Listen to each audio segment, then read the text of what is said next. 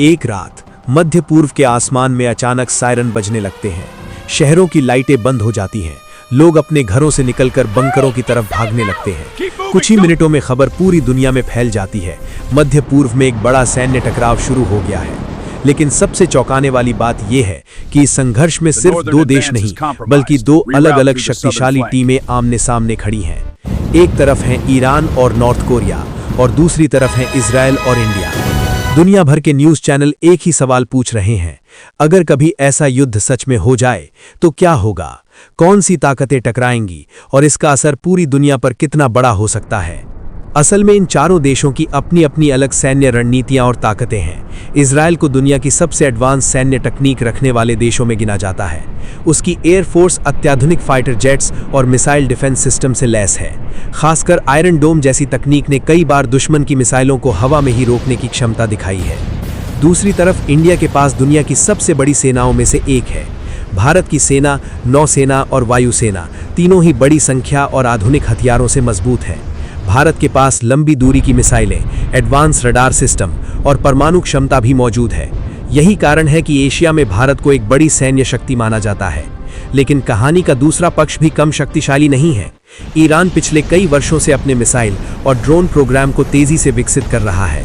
Iran के पास हजारों ballistic और क्रूज मिसाइलें होने का अनुमान लगाया जाता है, जो मध्य पूर्व के बड़े हिस्से तक पहुंच सकती हैं।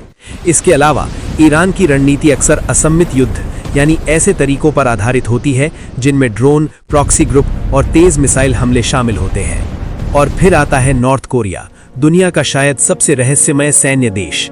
नॉर्थ कोरिया के पास परमाणु हथियारों और लंबी दूरी की बैलिस्टिक मिसाइलों का बड़ा कार्यक्रम है। कई रिपोर्टों के अनुसार उसने ऐसी मिसाइलें भी विकसित की हैं जो हजारों किलोमीटर दूर तक वार कर सकती है। यही वजह है कि दुनिया के बड़े देश भी नॉर्थ कोरिया की सैन्य क्षमताओं को बहुत गंभीरता से लेते हैं। अगर कभी इन चारों देशों के बीच युद्ध जैसी स्थिति बनती है तो शुरुआत संभवतः सीधे बड़े हमले से नहीं बल्कि छोटे छोटे सैन्य टकराव से हो सकती है। उदाहरण के लिए मिसाइल हमले, साइबर हमले या समुद्री क्षेत्र में टकराव।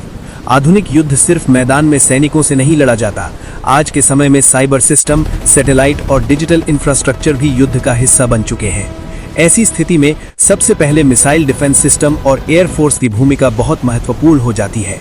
इजराइल अपनी तेज प्रतिक्रिया वाली एयरफोर्स और डिफेंस तकनीक का इस्तेमाल करेगा, जबकि इंडिया अपनी बड़ी सेना और लंबी दूरी की मिसाइल क्षमताओं का सहारा ले सकता है। वहीं दूसरी तरफ ईरान बड़ी संख्या में ड्रोन और मिसाइलों का इस्तेमाल कर सकता है, क्योंकि उसकी सैन्य रणनीति अक्सर बड़े पैमाने पर मिसाइल हमलों पर आधारित होती है। नॉर्थ कोरिया की भूमिका भी बेहद अहम हो सकती है, क्योंकि उसके पास लंबी दूरी की मिसाइल तकनीक और बड़ी संख्या में सैनिक मौजूद हैं। लेकिन इस कहानी का सबसे महत्वपूर्ण और डरावना पहलू सिर्फ चार देशों की ताकत नहीं है, बल्कि ये है कि ऐसा युद्ध शायद सिर्फ चार देशों तक सीमित नहीं रहेगा। इतिहास बताता है कि जब भी बड़े सैन्य गठबंधन टकराते हैं तो उनके सहयोगी देश भी धीरे धीरे इसमें शामिल हो सकते हैं। मध्य पूर्व और एशिया दोनों ही दुनिया के सबसे संवेदनशील क्षेत्र हैं। यहाँ होने वाला कोई भी बड़ा संघर्ष वैश्विक अर्थव्यवस्था पर असर डाल सकता है। तेल की सप्लाई प्रभावित हो सकती है, अंतर्राष्ट्रीय व्यापार रुक सकता है और दुनिया भर के बाजारों में भारी उतार चढ़ाव आ सकता है। सबसे बड़ी चिंता परमाणु हथियारों की होती है, क्योंकि इन चारों में से कई देशों के पास परमाणु क्षमता मौजूद है। यही कारण है कि अंतर्राष्ट्रीय राजनीति में ऐसे संभावित टकराव को रोकने के लिए लगातार कूटनीतिक प्रयास किए जाते हैं। असल सच्चाई ये है कि आधुनिक दुनिया में बड़े युद्ध सिर्फ सैन्य ताकत से नहीं जीते जाते। आर्थिक ताकत, कूटनीति, तकनीक और वैश्विक समर्थन भी उतना ही महत्वपूर्ण होता है। यही वजह है कि दुनिया के ज्यादातर देश किसी भी बड़े युद्ध से बचने की कोशिश करते हैं। और शायद यही इस कहानी का सबसे बड़ा सच है।